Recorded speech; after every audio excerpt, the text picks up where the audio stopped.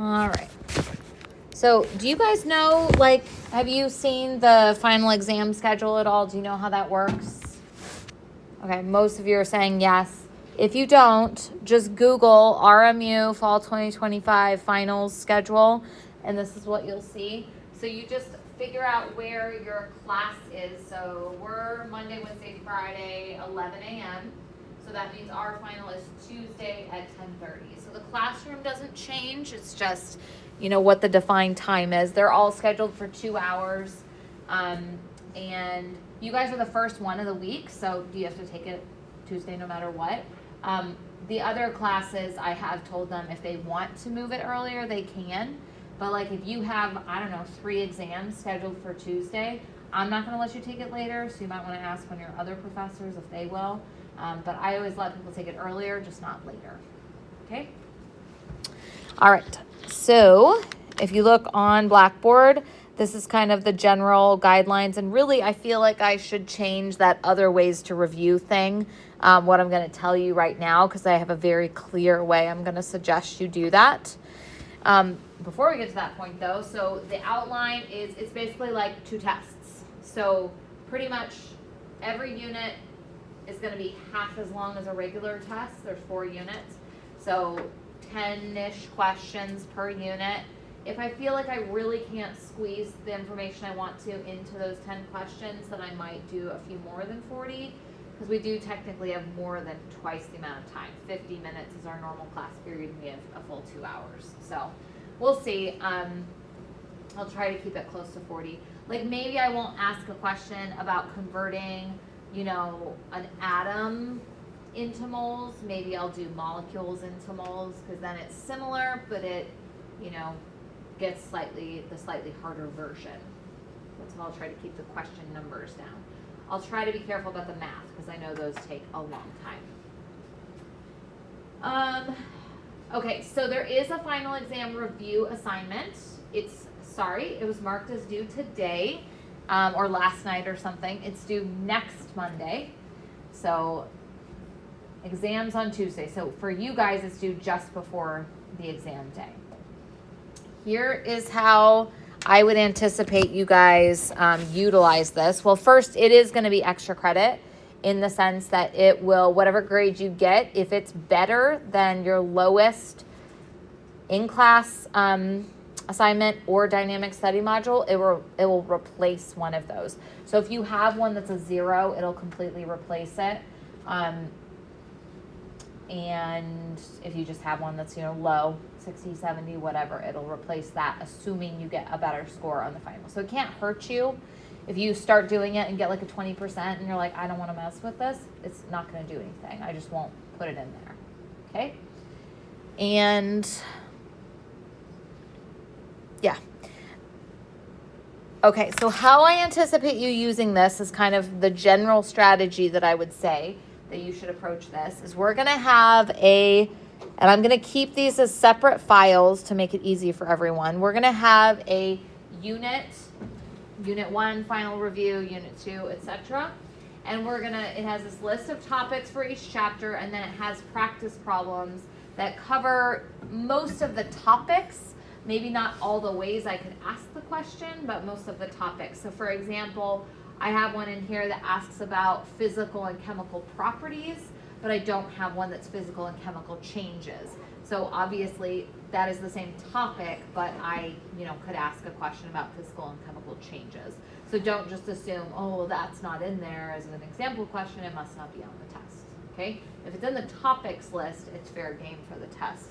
And I try to give you a good sampling of those types of questions. What I would recommend you do, and I'll write this up here, is that on today and Tuesday, you finish review questions. And by that, I mean, we're not going to get through, some of these are multi-part, and I'll say, like, let's just do A, or I'll say, I'll do the work for this one, but I'm not going to solve it out just for the sake of time. So I think it would be good for you guys to go in and fill in any of those that we didn't do together. And then I'll actually try to do this by today so that you guys have it ready, but I'll finish out the this PDF and post it as the key, and then you can go back and check those answers, as your kind of additional study. So that's like step number 1, and then you would do that. So this is unit 1, and then, Wednesday, Thursday, you're doing the same thing for unit 2/3, because we're going to start 3 then, and then Friday, Saturday, you're going to do unit 3/4. Again, this is following up, finishing up those review questions. And then Sunday, maybe this is when you're doing the practice exam. And then ideally, Monday is just you come in and ask questions. Okay, so that is my recommendation for how you approach this. You need to spread it over a week. You cannot study an entire semester worth of chemistry in 2 days. You're not gonna do well. Okay, so if you do the review questions and you feel like that's not adequate, I've actually left the numbers on most of these. So for example, this one, 60. So that's 60 in the back of the book in chapter 1. If you go look at 60, there's almost certainly either 59 or 61 is basically the exact same thing with different numbers or different units. And you can do that as additional practice. And those are the blue ones, so those will have the answers in the back of the book. So that's like your second line of defense or practice for this, as I've already showed you some pertinent questions. Go pick the other one that looks like it, but that's different numbers if you want some additional practice. Okay, so that would be step number 2. Most of you at that point are probably going to be ready to do the practice exam. I need to look at this, but I can't remember if since it is extra credit, I don't just give you unlimited attempts, but I give you either 1 attempt and 2 attempts on each question, or 2 attempts on the assignment. I can't remember which. Either way, I would say treat the first attempt as closed note, closed book, to give you an idea of how well you understand the material. And then the second attempt, if you got it wrong, do open note, open book, just to get the better score, because that's going to be your extra credit. Okay? If in the middle there, you feel like you still don't have enough practice, or if you do the practice exam and you're still confused, certainly come in on Monday and ask questions, and then you can look for further practice problems, either more in the textbook, or you could go to the old practice exams. Or if you're in here, I'm happy to give you some examples too. Okay? That's the plan for your week of study. Also, get adequate sleep, eat good, hydrate, no alcohol. That's my mom advice. Okay? All right, so let's go ahead and start at the beginning, and we will hit these questions kind of as we have time. I'll skip over some of the parts if I don't feel like we have time. But like I said, I'll post the answers. Okay?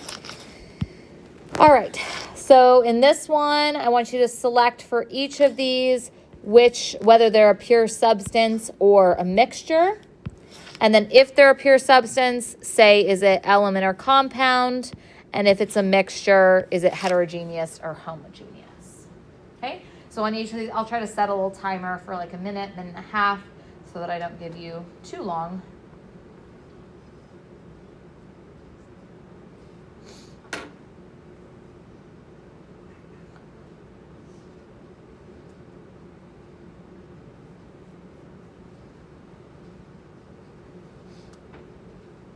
My kids don't have school today, so my 12-year-old is in charge of the 2 9-year-old boys, which it was just like her in charge of herself. That would be fine, but they're pretty crazy. So at least the text messages I'm getting is, what time are you coming home? Not, where's the fire extinguisher? Or, there's blood.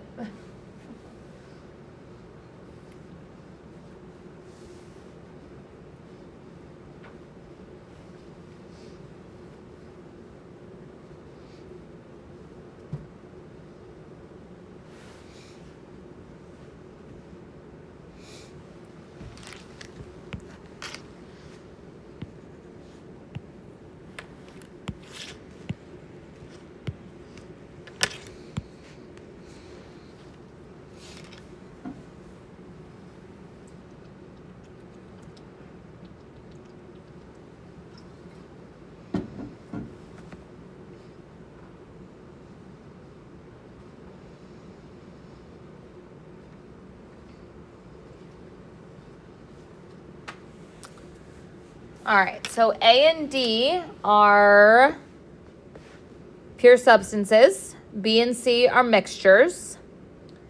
Pure substance is just one type of thing, okay? They have to be bonded to each other if it's a molecule, and they all have to look identical. A is a compound because it's multiple elements.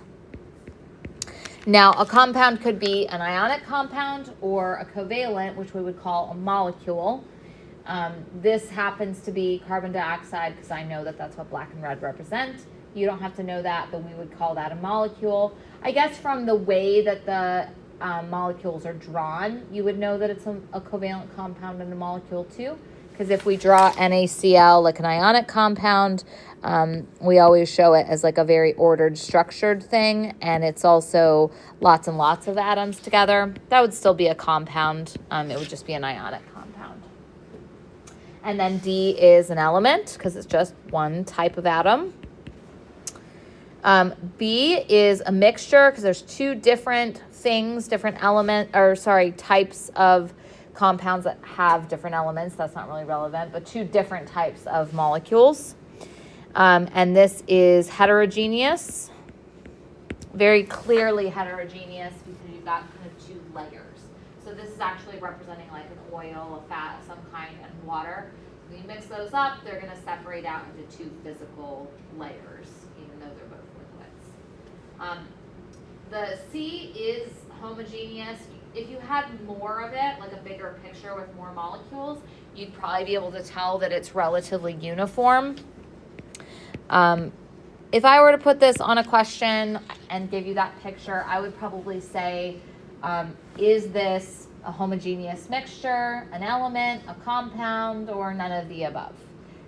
I'm not sure I would make you define if that's homogeneous or heterogeneous just because it's so, like, it looks uniform to me, but I need some other waters there, whatever. On the B, I would definitely expect you to know if that's heterogeneous or homogeneous because it's clearly heterogeneous. Interrupt if you have any questions. I'm not going to ask every time questions. Okay, let's go ahead and take a shot on this one. Physical or chemical properties.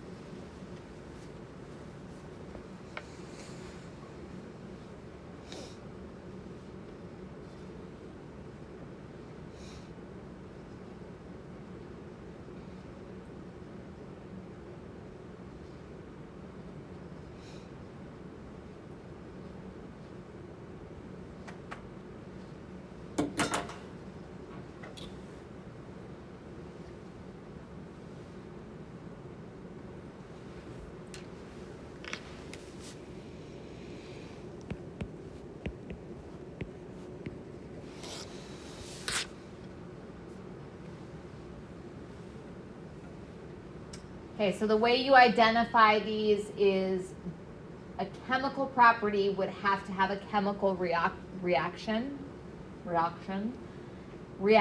in order to observe it. Okay, so you can't observe iron turning into rust without iron actually turning into rust, which is a chemical reaction. Why? Because iron and rust are two different things. Rust is iron oxide, like an ionic Fe2O3 or FeO, and iron is just Fe. They're two different things, okay? So you'd have to have a chemical reaction occur, which means it's a chemical property.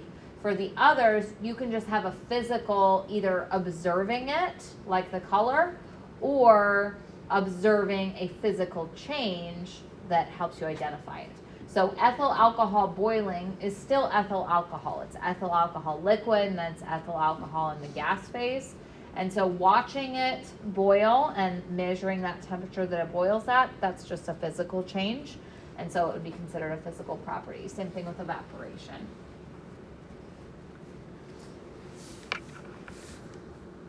All right, go ahead and just do A and D, the last ones.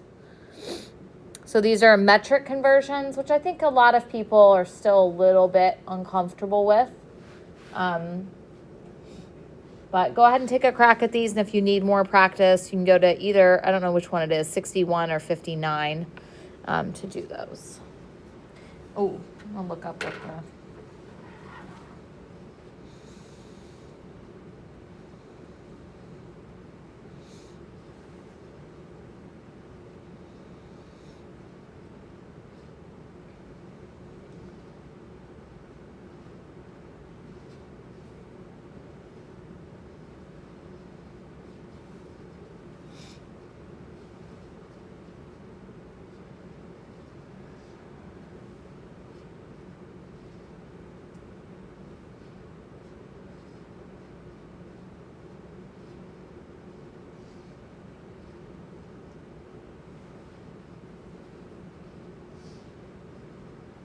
Okay, so the exam review is 1 try per question, but 2 tries on the assignment. So you can do the whole assignment as like a practice for yourself. And if you're not happy with the grade, like if you know you have a study module that's lower than that grade, or if you just want to boost it, then go in and do it open book and open notes. But ideally do that first attempt just without any help.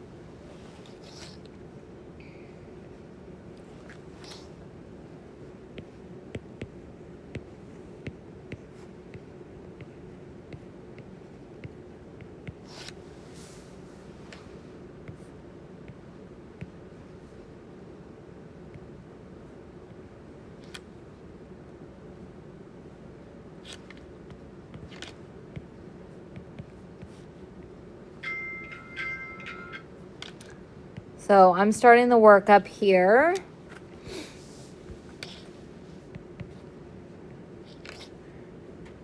And I'm going to show you 2 different ways to do D.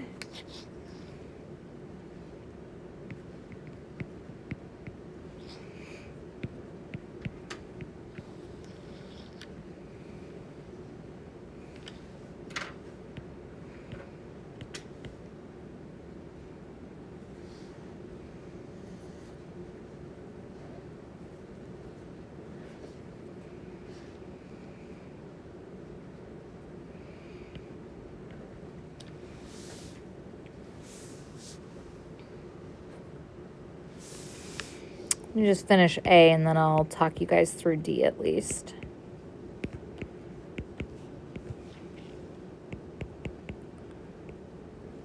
So when you have something like A where you have 2 units and you're converting both of them, just do one at a time. So like in this one, I'm starting with kilometers and meters, or kilometers to meters rather. And then I'm going to do the seconds to milliseconds.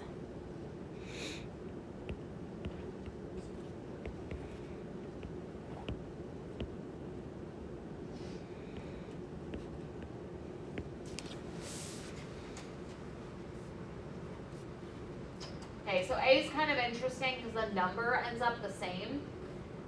When you go from kilometers to meters, you're multiplying by 10 to the third. Now, this one is the opposite of 10 to the third. Like, we could rewrite this as 1 and 10 to the third on the bottom so they cancel out. Or if you remember how multiplication of exponents work, you add the exponents. So 3 plus -3 or 0, and 10 to the 0 is 1. So that's why the number doesn't change. So 355 kilometers per second is also 355 meters per millisecond. It's just because they both differ by 1,000. But good example of changing 2 units in one problem. Now on D, when you're doing dimensional analysis and you're trying to move from one thing that isn't a base unit to another thing that isn't a base unit, so milligrams to micrograms in this case, I generally recommend to people that they do it by going through the base unit, because that's the thing you memorized, was the 10 to the third, -3rd, and 10 to the -6th.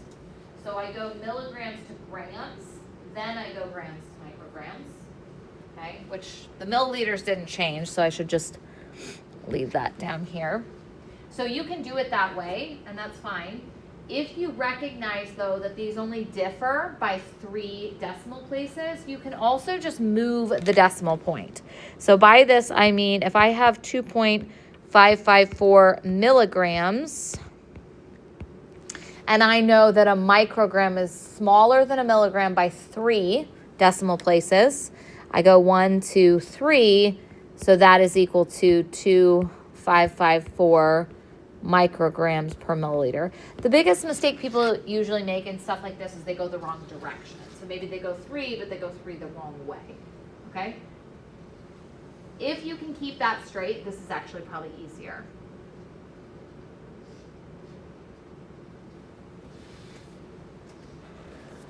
All right, any questions on those? Probably a good idea to practice some metric conversions, as well as like English to metric, but if anything, those are easier because the conversion factors are given on the equation sheet. Okay. All right, let's do some density. I figured out why you guys, this is a generalization, but I figured out why a lot of you are not very good at algebra. So it's surprising to me how troubling if someone used this as an equation and tried to solve for volume, how many people would get it wrong. But I asked in the other class, what grade were you guys in 2020, like at the beginning of COVID? I was like, oh, 7th, 8th grade. And I'm like, bingo, 8th grade is Algebra 1. So that's probably why it's a little weak in this generation.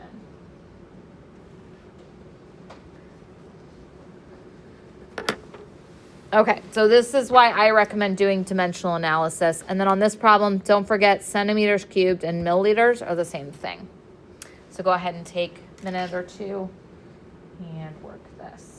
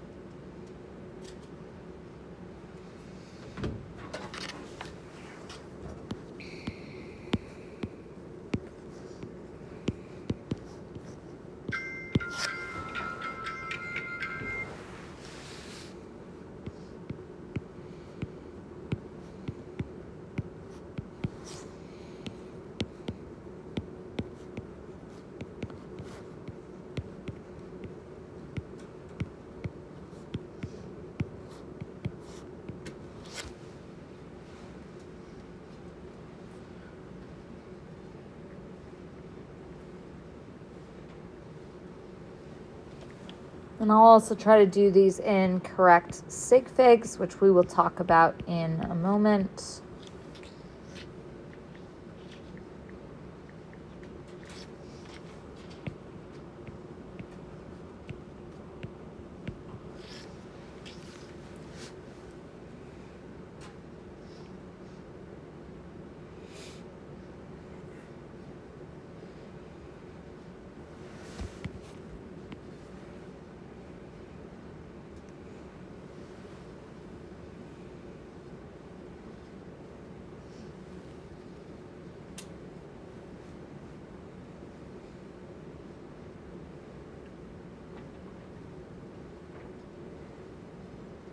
If you were solving for density, like if you were given a mass and a volume, the equation D equals M over V is just a good reminder of what the definition is. So put in the mass, put in the volume, and divide.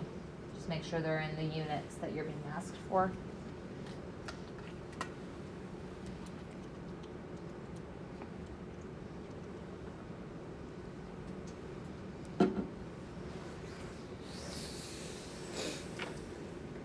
All right, moving right along.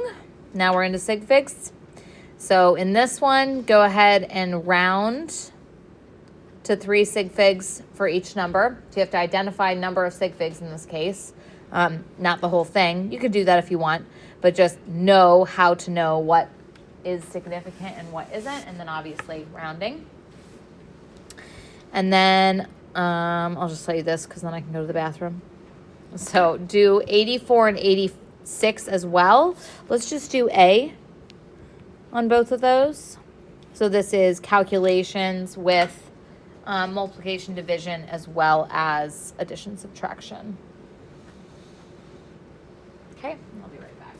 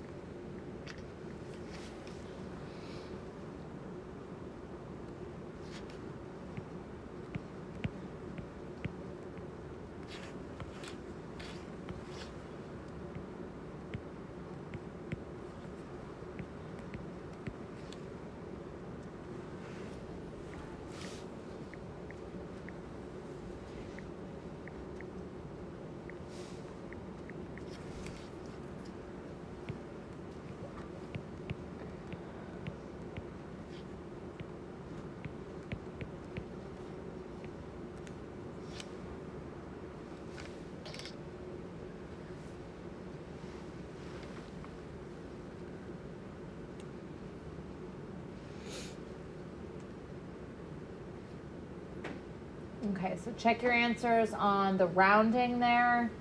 I don't think that needs a whole lot of further explanation. The rules on multiplication division, don't forget, is number of sig figs. So 3, 3, 1, because those zeros are not significant. So your answer can actually only have 1, which is weird because you're like, 550 is really different than 600.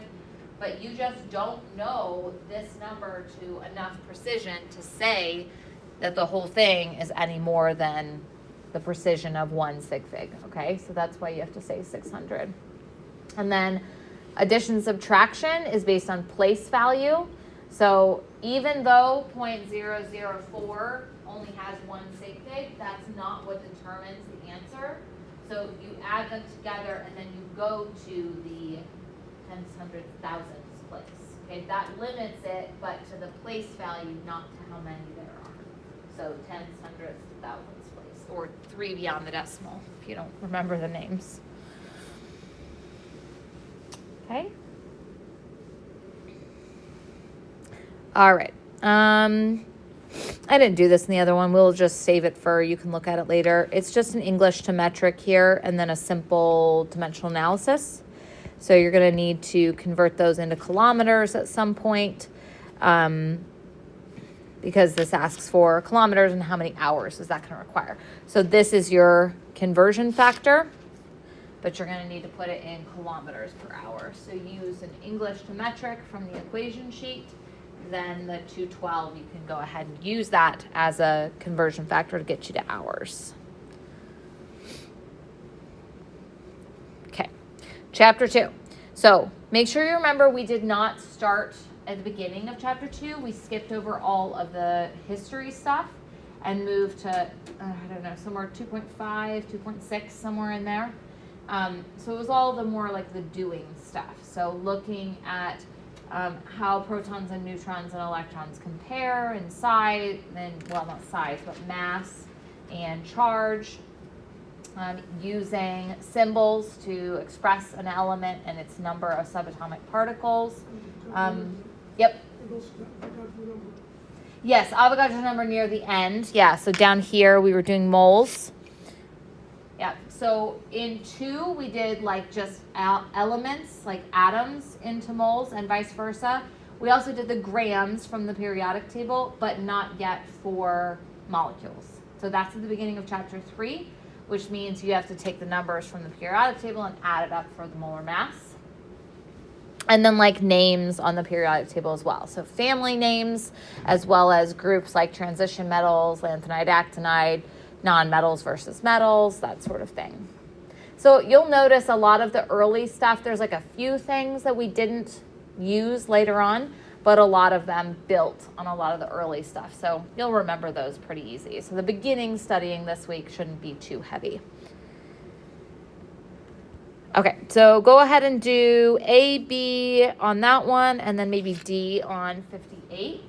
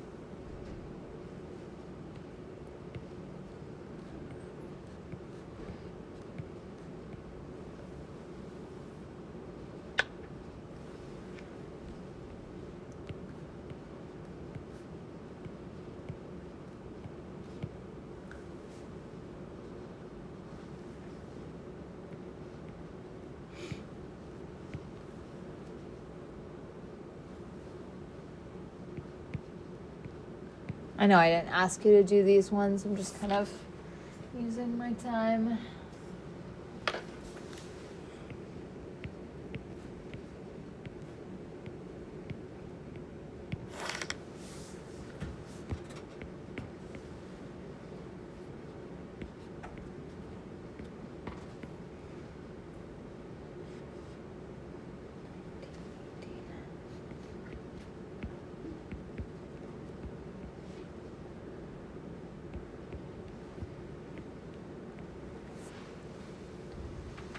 Okay, so just a quick review of those symbols. Recognizing that neutrons changes the isotope, not the element. Electrons changes the charge, not the element.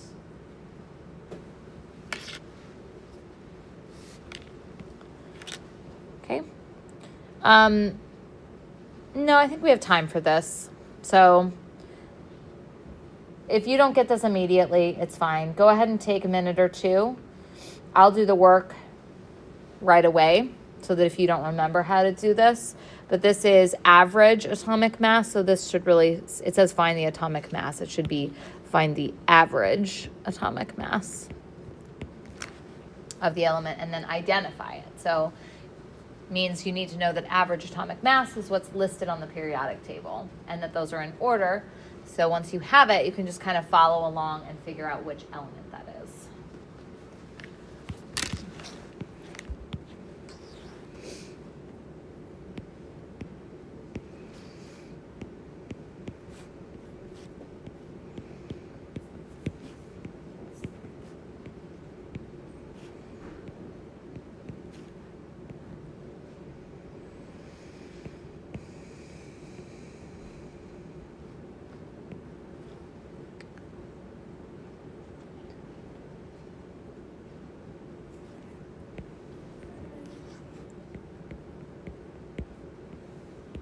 And then common question is, well, how did you get that percent for the second isotope? Well, it says that it only has 2 isotopes, so I just subtract from 100.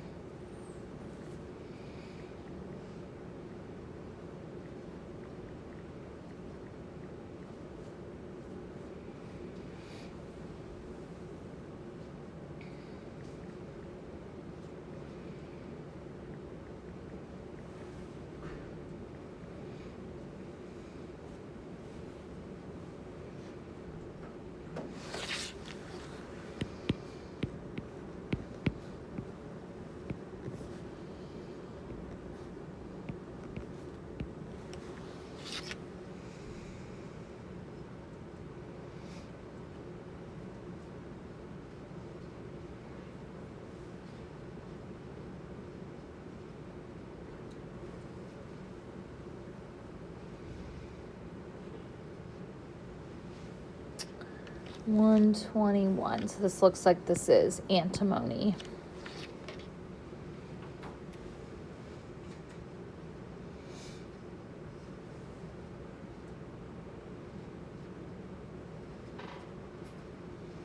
So those ones are generally a little bit rusty for people, especially because we don't use it any further on.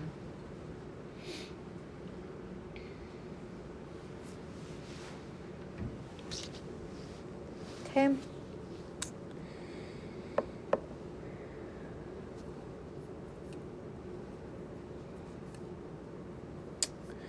All right. So last couple are mole questions. Do 84 before 86. It's kind of out of order. I like that better. So just do part B maybe of 84. And then those will be our last 3.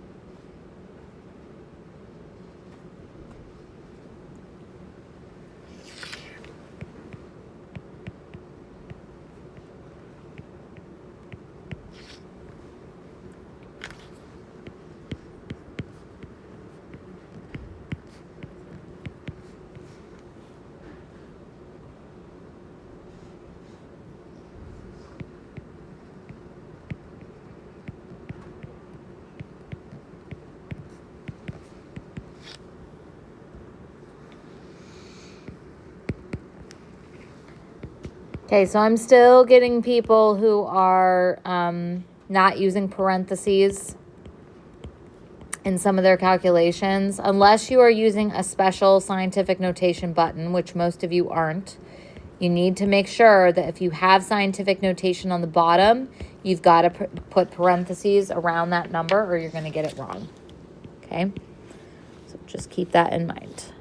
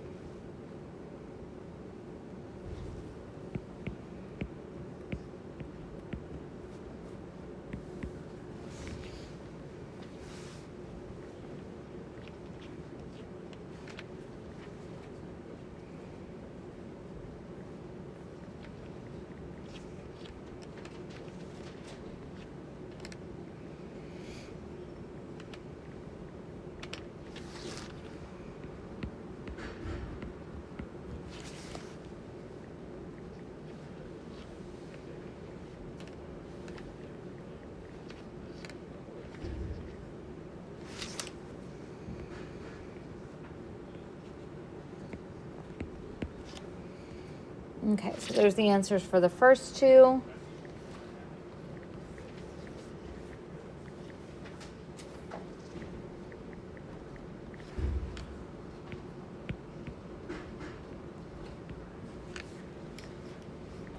Again, I didn't have you do all of these, so don't stress. I'm just putting in, just putting in the other answers to kind of get on top of that answer key.